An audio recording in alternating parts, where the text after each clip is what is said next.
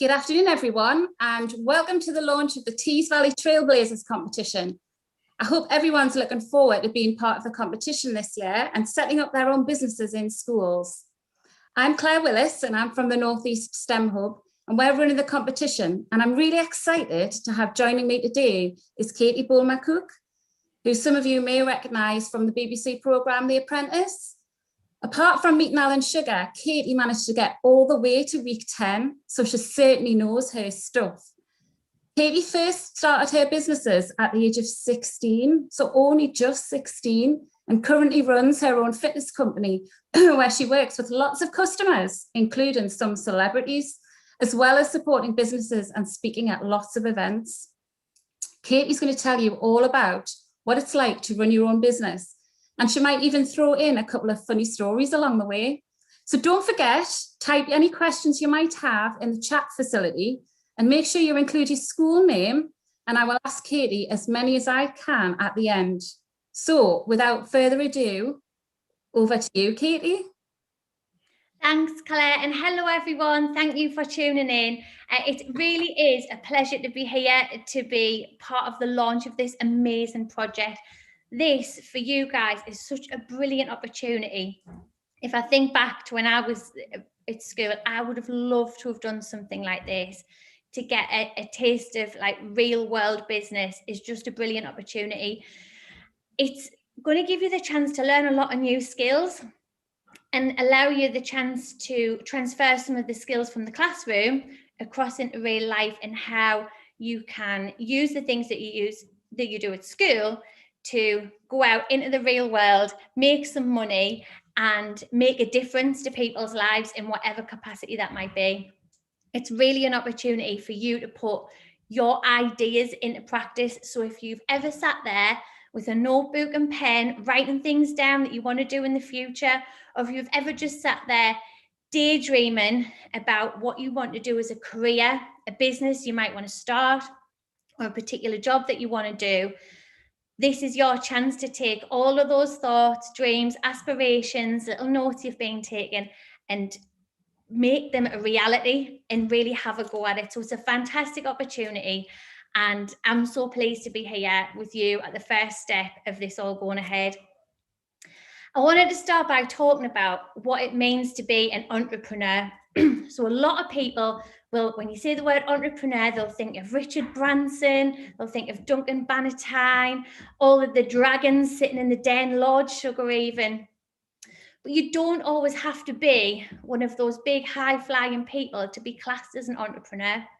Now, when I was prepping the things that I was going to talk to you about in this presentation, I decided that really what I need to cover, what is an entrepreneur? And I thought about all the things that I thought it was.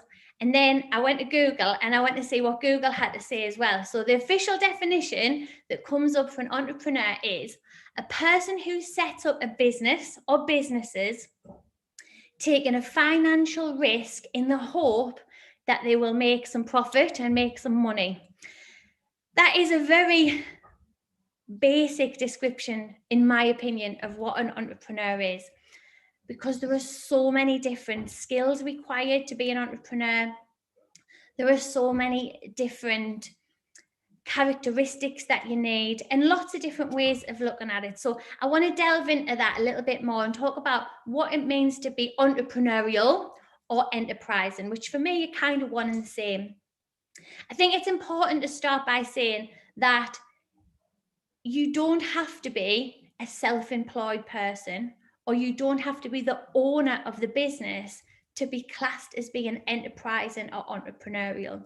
There are some very entrepreneurial people working for other people in businesses all over the world that are doing a great job. And just because they don't own that business doesn't mean that they aren't entrepreneurial and they aren't enterprising. So first of all, you have got two choices if you want to be an entrepreneur. You can go and work for somebody else and help grow their business, or you can go off on your own, which is a little bit more risky. But as the original description says, you take the risk in the hope of a greater reward. For me, somebody who's entrepreneurial or enterprising is somebody who sees opportunity that other people don't. They can look at a situation and think there's an opportunity to make some money there, or there's an opportunity to make a difference there. But also as important as seeing the opportunity is the ability to take action on that. So I'm sure we'll all know people that have got tons of great ideas, which is fantastic, and they might be very creative and they're always coming up with new ideas, but they never put those ideas into action.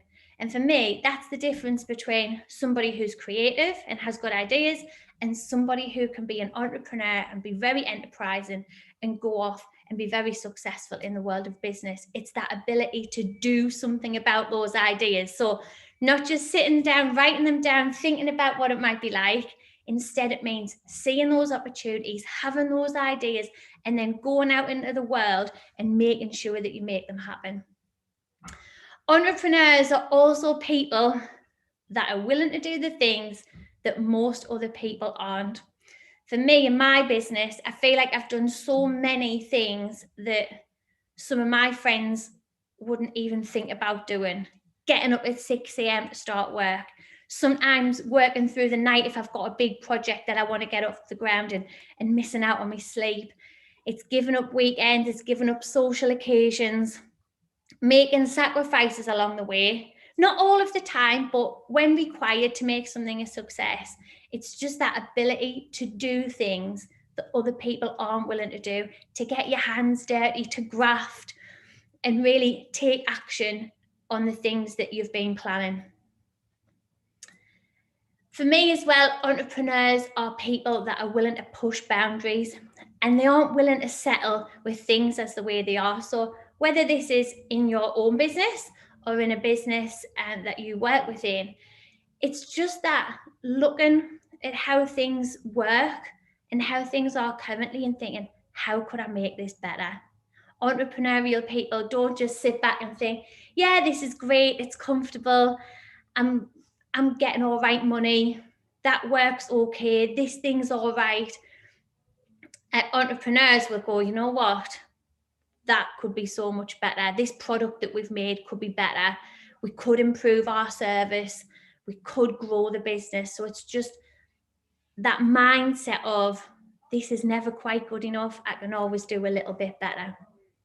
So they're the things that I think really sum up what it means to be an entrepreneur or to be enterprising. And those are the things that I'd really like you guys to take with you when you go into this project.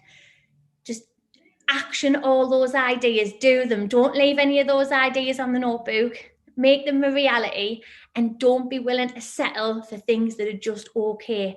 Always give it your best.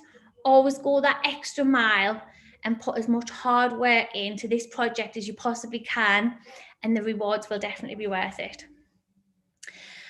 As Claire said, I started my business when I was 16. But for me, my ideas and the dreams that I had started way before that. And you guys will find your inspiration for the sort of businesses that you want to build and you want to work in lots of different places. You might find inspiration on social media, on the internet, from family members, friends, things that you've researched online. But for me, all my inspiration came from my mum. So my mum was a fitness instructor. In fact, she still is. And I used to go along from being 4 years old and sit in the corner of her fitness classes. And I had little jobs along the way, like I'd collect the money from people as they came in the door. I'd hand the mats out, I'd turn the music on, just little jobs to help out. And I just remember thinking, I absolutely love everything about this. I love the music, the people, the atmosphere. I love fitness itself, and I really fell in love with it. And I really think that it's important that when you go on and start your business or work in a business, that you do something that you feel passionate about, that you really enjoy, because that makes getting up at 6 a.m. so much easier. It makes going to bed late so much easier because you're doing something you love. My dad always used to say to me this saying when I was younger: if you love what you do, you'll never work a day in your life. And that really means that if you love what you do, no working day will ever feel like work. And I think we'd all agree that we'd like to be in a position where we feel like that. We wake up every morning, eyes ping up, and we just think, I'm so lucky to be what I'm doing. And for me, that thing that I always wanted to do was fitness. So I spent time doing some research, watching how my mum did things. And at the earliest opportunity which was when I first turned 16, I went and did my qualifications to be a fitness instructor. I just left school, did those exams straight away as soon as I could. And then I went off and decided that I was going to set up this business. Now that sounds like quite a straightforward story, but there were a few ups and downs along the way. So if anybody ever tells you a story about their business, generally they'll tell you that they decided they were going to start it and success went like this and everything went well for them. And then, wow, look where I am now. If you strip back the layers of that story and you delve into a little bit more depth, you'll certainly find that no entrepreneur has ever had success like that if they are really honest about it. Not everything will always go your way. There will be bumps in the road. Some things will go wrong. Goodness knows that's happened to me in the past and to other people I know who've got their own businesses. So don't be disheartened if that ever happens to you. Although my story on the face of it looks like that, one of the first bumps in the road that I encountered was when I'd first passed all of my fitness exams and I rang up the local health club where I'd been doing some volunteer work to get a little more experience. And I asked if there was a possibility of me teaching any classes at this health club. And, I put myself across as best I could. I was super polite. I'd put the time in to learn about that business. I'd done some volunteering hours. I thought that it was going to be pretty much certain that they would, with all of those things in mind, give me a chance to teach in classes. And they said, Katie, unfortunately, you don't have quite enough experience for us. We still think you're a little too young, but congratulations still on passing those certificates. Please do feel free to come back to us in a few years' time. And I was really disheartened by that. And if I'm being really honest, I did feel like giving up because that was where that was the route that I really wanted to go down. That was where I really wanted to teach classes in like the posh studio with the best sound system, but it just wasn't to be. So at that point, I definitely could have given up, but I decided not to. And instead, I tried another route. And I went and looked for a room where I could run my fitness classes, and I needed something cheap. I basically had me pocket money to start this business. So I needed to find a room that was going to be cheap to hire where I could run my fitness classes from. And I found this room, and it was run down, to say the least. I've definitely seen better places, but at the time, that was all I could afford. So I went for it. And then I just used the network that I had. So a network is just all of the people that you know. It's your friends, your family members, people that you've met at clubs, people you might play sports with, just basically everybody I knew. I got in touch with and I said, guys, I'm going to be running these fitness classes on a Tuesday night at 6 o'clock. Please come. Please bring a friend. Please bring your auntie, your grandma, whoever. Come along with me fitness class. And thankfully, because I really went for it with the promotion side of things, people came, and gradually every week more and more people came along, and we built this amazing little business that was just full of lovely people, and it had that great sense of community about it. So when you guys embark on this project that you're going to be doing, use your network as much as you possibly can. We've all got a network, adults and children alike. We all know lots of people. So ask your parents, ask your grandparents, ask whoever's at home, your friends, get them involved and try and get them to support you, and always make sure you say thank you as well. I wanted to start my business because I wanted to do something that I loved, that was really important to me. And also I wanted to help other people. I knew that fitness could make people feel so good about themselves, and it could help them to lose weight, be fitter, be healthier, all of those things that we all know exercise can do. I think that's something else that you should consider when you're doing this project, you should think, how can I help people? Because yes, it's great to earn money and to earn lots of it, but it's also really important that you do some good for people. And in my experience, I've always done best financially when, rather than thinking about money first, I've thought about the people that I can impact, the good service I can offer, and how I can help people. So try and be mindful of that. What products would help people in their day-to-day life? What services would help people? And just try and think about the people, and then the pounds will come. And I still do everything in my business by that saying, think about the people and the pounds will come. The other reason that I started my business, was I wanted to be in control of where my career went.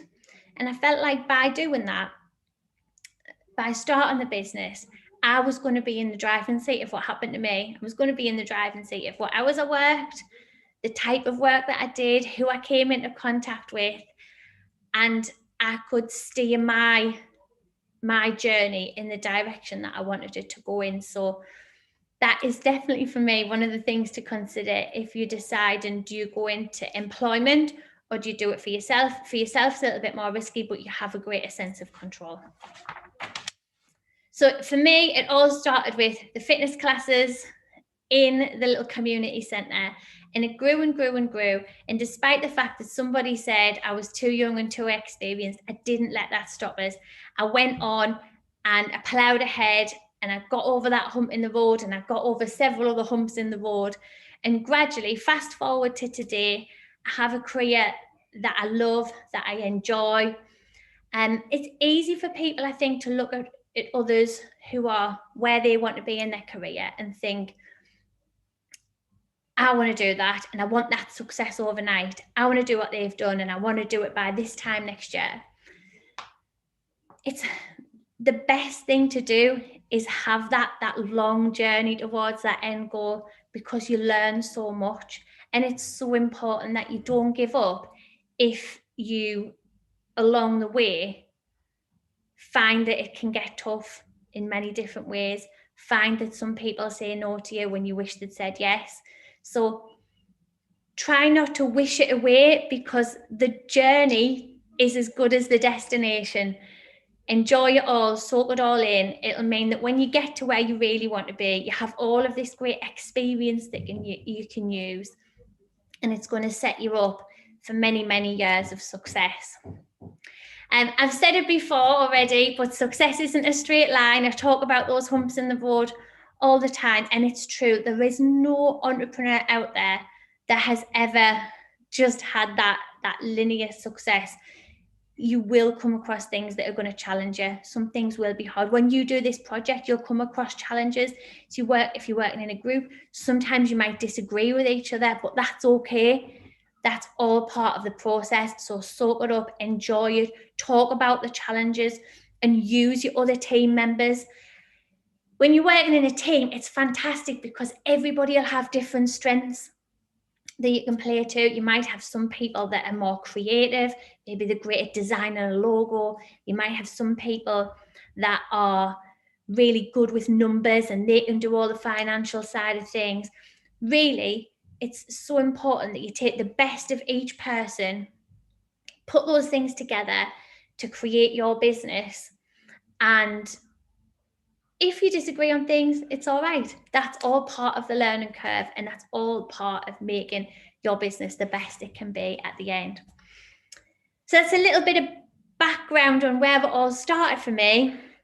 These days, I spend my time between directing fitness shoots. So if you've ever seen celebrities or sports personalities or Instagram influencers bringing out fitness plans, there's a strong chance that I might have been behind the camera when they were filming it and writing the program and telling them what to do and making sure they look the best they can possibly look. I also do talks like this, trying to help other people set up their business. And I also do some of the same things that I used to do way back when I first started my business. I still teach classes. still do some personal training, and I enjoy all of it. And what I've learned along the way is that you can have a skill in an area of an industry. So for me, mine's fitness. And then you can apply it in lots of different ways, and you can create lots of different variety in your business and lots of different ways of making money.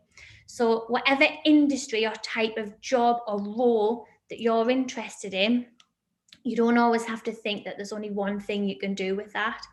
You could branch out in lots of different directions and try lots of different things.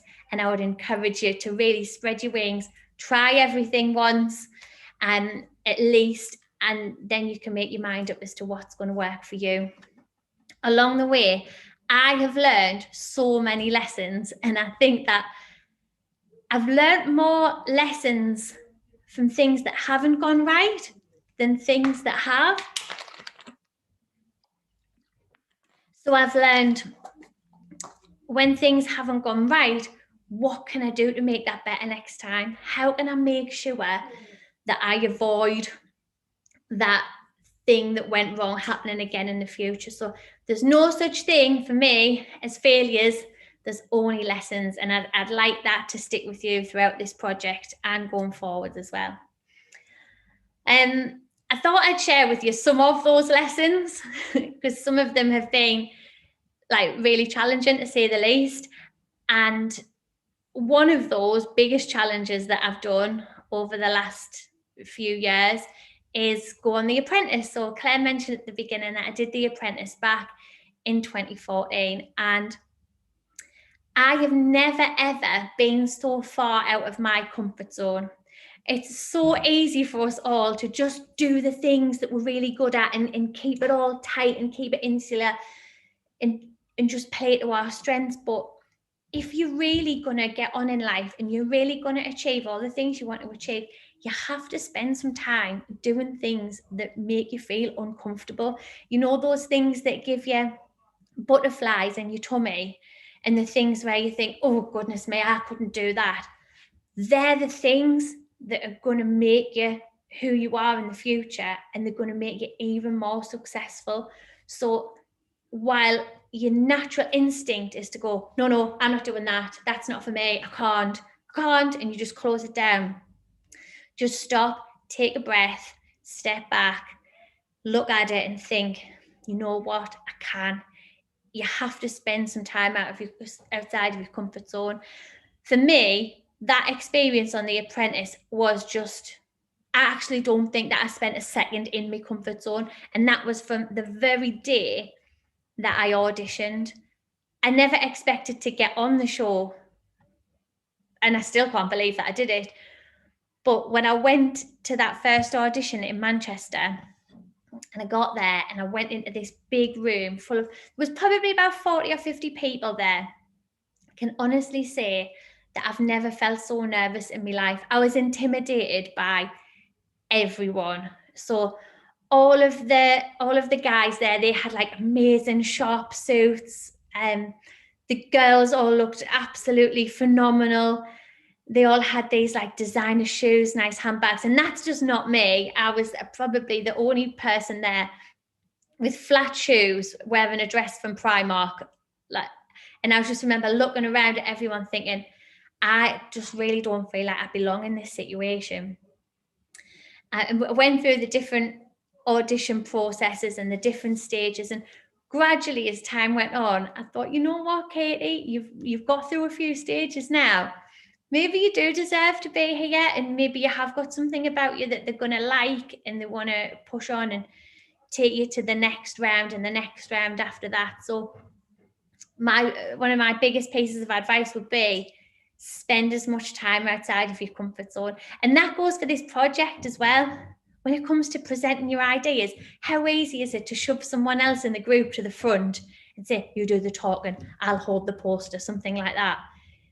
Put yourself out there, even if it's just for saying a couple of lines or just doing something in that project that you don't feel 100% comfortable with.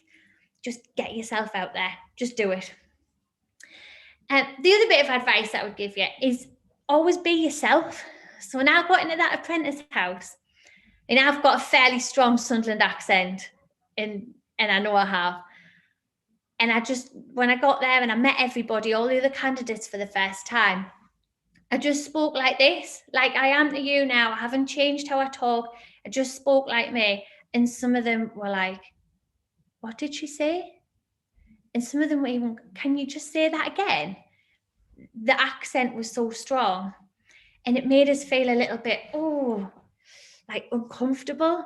And because they could kind of all understand each other, and it was my accent, I felt like, should I play my accent down? Should I not talk as much? And it really made us like quite self-conscious. But as that process went on, I realized that you have to be yourself. You have to be authentic. You have to be true to yourself. Absolutely great people come out of the Northeast. We should be proud of our accents. I think there's this big misconception that in the South is where it all happens. If you want to be successful in anything, you've got to go and move to London, or you've got to go to a bigger city. You've got to go to a Manchester or a Birmingham, something like that. That's simply not the case. We have in the Northeast a hard working spirit, and it is a brilliant, brilliant place to start a business, because what I think we have as an advantage up here is that people want to support each other and they want to see people do well. The support that I got when I went on the Apprentice was incredible, like getting stopped everywhere. It still happens now, and it's been 7 years. Still, like, you'll see people in Sainsbury's and go, you did so well. And I don't think that you get that everywhere else. And it's not just about going on a TV show. It's, if you start a business, people in your local area will want to see you do well. They'll want to come and spend some money at your cake shop, at your salon, providing your services, whatever they may be. So please don't let this misconception that you've got to be in London or everything's happening in the South get in your way. Be yourself. Be proud of these beautiful accents that we have, and start your business in the Northeast, because there is so much opportunity. The next thing I want to talk to you about is confidence. I can often come across very confident, and a lot of people think that I'm very confident. And I would say that now I am. I still have my days where I have like a wobble and I think, I can't do this. This is, going on to these shoot days with these like household name celebrities. I still think, how can you do this? I still have those wobbly moments. But in the beginning, I had lots more of them. And I'm a big believer in that you've got to fake it until you make it. So that means you've got to act confident, even if you're not. Because if you act confident, people will have confidence in you. They'll believe in you, that you know your stuff, that you're the person they want to buy a product from or take services from. So even if when you're doing this project, you think, this is so far outside my comfort zone, I feel I've got those knots in my tummy, this is bigger than me, I can't do it. Just act confident, almost pretend that you're somebody else, because the more that you do these things, the more that confidence becomes natural. So always remember that saying, fake it until you make it. The next lesson is maths. Guys, it's really important. It's really important. I remember at school sitting doing maths and thinking, how is this going to help me in the future? And believe me, it is going to help you in the future, especially if you want to have a business, because you have to know how much you're making, how much your product cost, what you're going to spend on marketing. If you can't do basic maths, you will struggle in business. That might mean that as you get a little bit older, like me, and you might need to use a calculator sometimes, but you know how to do it is the most important part. So please, everyone, stick in at maths. It will help you so much in this project and in the future. I'm also a big believer that hard work will always win over talent. And I think that goes for every step you take in life, whether it's at school or whether it's out in the world of work or in the world of business. Talent will take you so far. So you might have a particular eye for something, you might be particularly good at something, but it's hard work that will take you all the way. I honestly believe that whatever you want in life, you can have if you work hard. I always worked hard at school.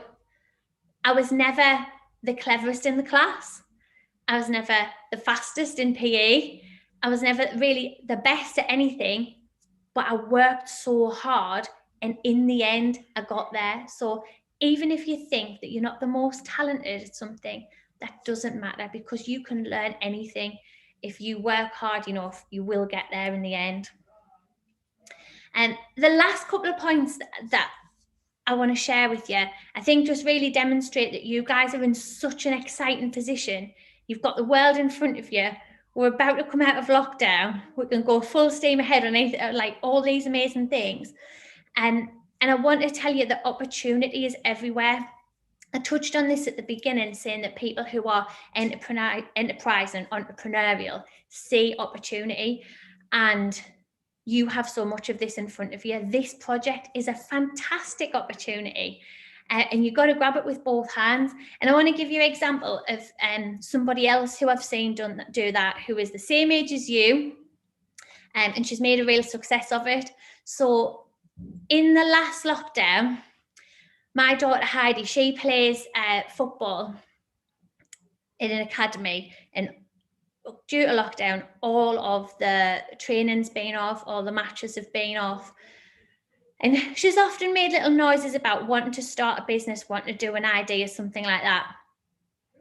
And she could have seen lockdown as a chance to put her feet up, not do anything, chill a little bit. And instead, she started working on ideas of what she wanted to do for a business. And she chatted things through with me, different ideas. I made her do all her maths, made her work out a product price, what she was going to sell things for, how much money she was going to need to get set up. And she went on to create a website, HeidiFootball.com, where she has started selling girls' football bags. So small little pouches that fit into a boot bag or into your training bag, and it holds all your little bits and pieces like keys, AirPods, money, phone, etc. And she's done really well out of it. She worked out what her margins were going to be. So margin being how much money that you can make from the product. And she pushed herself out there. She sent bags to different influencers on Instagram, thought about who our target market's going to be. And she really got it off the ground.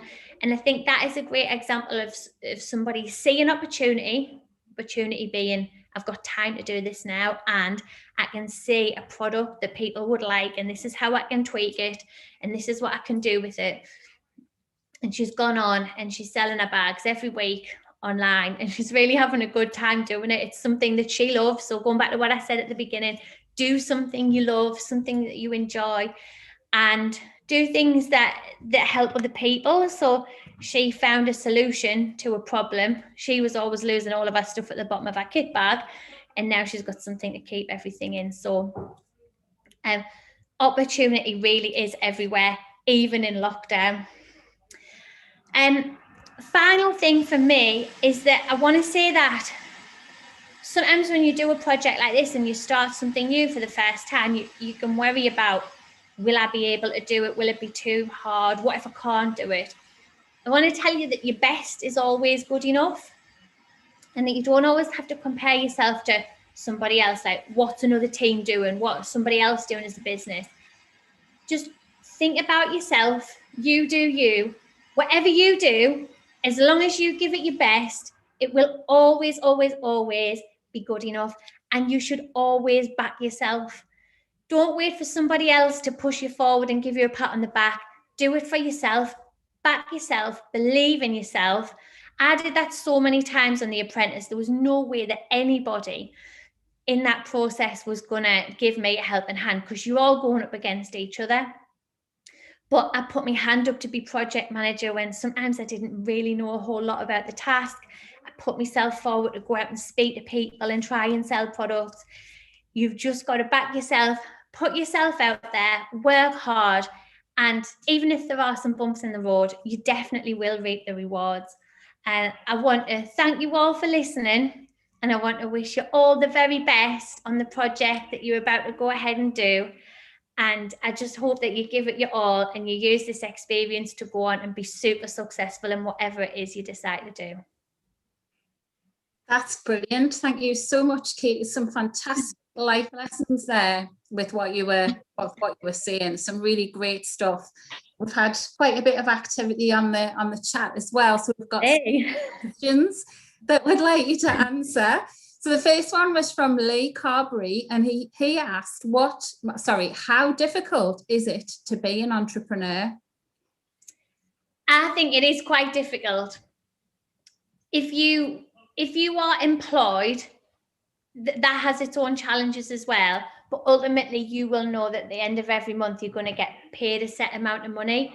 And there's some security in that. Being an entrepreneur, you will take more risks. And that will mean sometimes you have to do a lot of things that seem hard. You know, I was talking about early mornings, late nights, that sort of thing. But I find that when you do those things and it pays off, it's just the best feeling. So although, yes, it is hard, it is worth it. Yeah, great. So the second one is, what advice would you give to a 10-year-old you? Ooh, a 10-year-old me. Advice I would say is, I think I would probably go back to the saying that I always use, which is back yourself, because nobody actually said that to me. I wish I'd been able to do something like this and listen to somebody who'd been through the process say, back yourself. Yeah, I would have just said, you can do it, you are capable, just keep doing what you're doing, never give up. Yeah. And you're obviously from the Northeast, as you said about your accent, but I think, where did you sort of work? I think, where did you grow up? Which part? Sunderland. I've never been anywhere else. I've got no intentions of going anywhere else. I travel a lot for work, so I'll sometimes go abroad. I spend quite a bit of time going to London, Essex, but I always come back home. Yeah. So what was the most challenging task in The Apprentice? What was the one that you sort of really struggled with? I struggled with the tasks where I wasn't in charge. I don't know what that says about us as a person. So I struggled to, it's very difficult in all of the tasks to make your voice heard. So I struggled overall in that aspect when I wasn't the final decision maker, because I used to get frustrated. But I think the most challenging task was the one where I was project manager for the first time, which was week 3. And the task was you had to make like posh candles and reed diffusers and sell them at like a premium price. And the hard thing about that was not making the product, not necessarily going out and selling it. It was getting the team on board and getting everyone to buy into my idea. If you're working in a team, if you can pull together like that and really work together as one and champion each other, you'll be way more successful than everybody trying to pull in their own direction. So I would say kind of remember that for this project that you're about to do as well. Yeah, definitely. So, and why did you start your business at the age of 16? Was it an opportunity that you saw, that you suddenly thought, I don't care how old I am, I'm just going to go for it? Was that what happened? Kind of, yeah. I wanted to be a fitness instructor. The health club that I wanted to teach at, like I said, thought was too young, not experienced enough. So I didn't want that to stop us from doing it. So it was that was the job I wanted to do. And really that was the only way I was going to get to do it. But it was also that I was looking at other things that were going on, like other classes that were happening. And I thought I would do it like that, but I'd change that and I'd change this. So I wanted to progress things that I saw that were already happening. Right. And so did you think, oh, I'm a bit young for this, or did you just think it doesn't matter, age doesn't really matter? I just thought it doesn't matter. You know, if you can work hard, if you can, like, one of my other sayings as well as back yourself is work hard and be nice. If you can work hard and be nice, like, good things will come. Yeah. Great. So who's the most famous celebrity that you've worked with? Oh, I suppose it depends what you're into. And I think a name that a lot of people will know, and I felt really privileged to work with her and be in our company, was Katie Piper. People know Katie, I'm sure, as a TV presenter and an inspirational speaker. She was even more lovely in real life than thought. So yeah, I think she's probably the most famous because a lot of people will know who she is. Yeah. Yeah. So what businesses would you recommend to the students? You know what, I think it just depends on the situation, but just one we've been asked to ask you, what would you recommend? I would say choose something that you have an interest in, because if you've got an interest and like a keenness for something, you will naturally do well at it. But I would say anything, like, you've got the whole world in front of you and you've got something now that I didn't have when I started, and that was like social media, tools on the internet. Like, when I first started, I went and put leaflets through people's door, and I had no idea who was on the other side of the door, if they were going to be interested in fitness, if they were male, female. I didn't know anything about them. I didn't know if they would be my sort of customer, not a clue.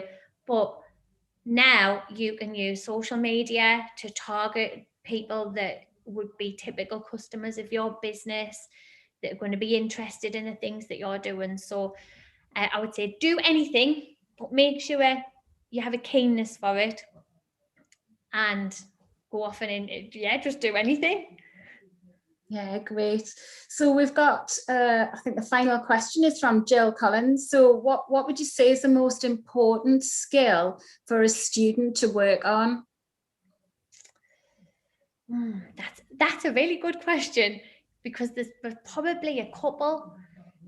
I would say knowing your numbers above all else, and then confidence. I've seen loads of kids over the years, doing projects similar to this, right? You can see they've got such good ideas, and when you go around and you talk to people one-to-one and they're writing things down and making little notes, their ideas are so good, but then they don't have that ability to stand up and like really sell it and be proud of it. They kind of hang back a little bit. You've just got to not do that. You've got to be fake it till you make it, fake being confident, and it will come. Put yourself out there. I think there were so many young people that are so worried about what their friends are going to think, or what somebody in the next class is going to think. Forget that. Forget those people.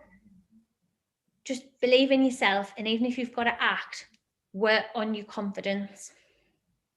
Yeah, that's great. Great advice. Well, we're just delighted to have you launching the competition today, Katie. It's just been fantastic. We've had loads of people watching, excuse me, on YouTube. So, your advice has been fantastic. And I think that key message of just believing in yourself is really important.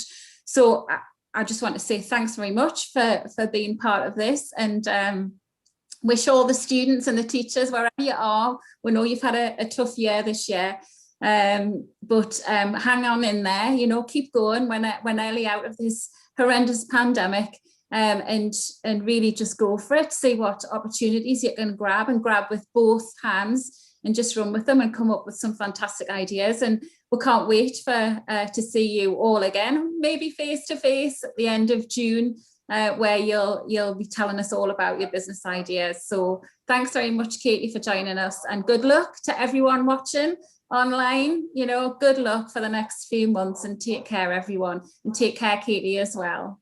Thank you for having